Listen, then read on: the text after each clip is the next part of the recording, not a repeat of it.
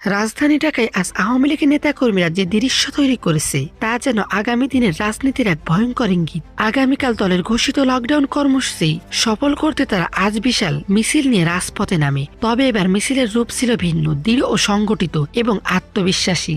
কয়েকদিন ধরে আওয়ামী লীগ রাজধানী সহ সারা দেশে নিজেদের শক্ত অবস্থান জানান দিচ্ছিল। আজ তার চূড়ান্ত প্রকাশ ঘটে।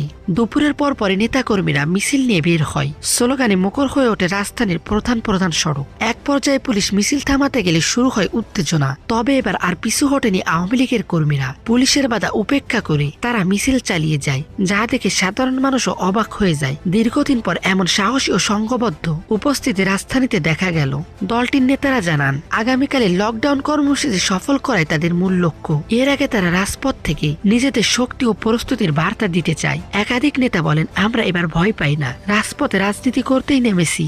রাজধানীর বিভিন্ন এলাকায় আজকের এই মিছিল থেকে বোঝা যায় আওয়ামী লীগ আগের চেয়ে অনেক বেশি প্রস্তুত ও সংগঠিত। পুলিশের উপস্থিতি থাকলেও তারা কোনো সংঘর্ষে না জড়িয়ে শৃঙ্খলভাবে নিজেদের কর্মসূচি সম্পূর্ণ করে। এই মিছিল কেবল একদিনের কর্মসূচি নয়, বরং আসন্ন রাজনৈতিক পরিস্থিতিতে আওয়ামী লীগের আগমন বার্তার মতোই এক দৃশ্য, যা দেখে অনেকেই বলছেন আওয়ামী লীগ ভয়ঙ্করভাবে ফিরছে। দর্শক, আপনিও কি তাই মনে করেন? আপনার মতামত জানান কমেন্টে।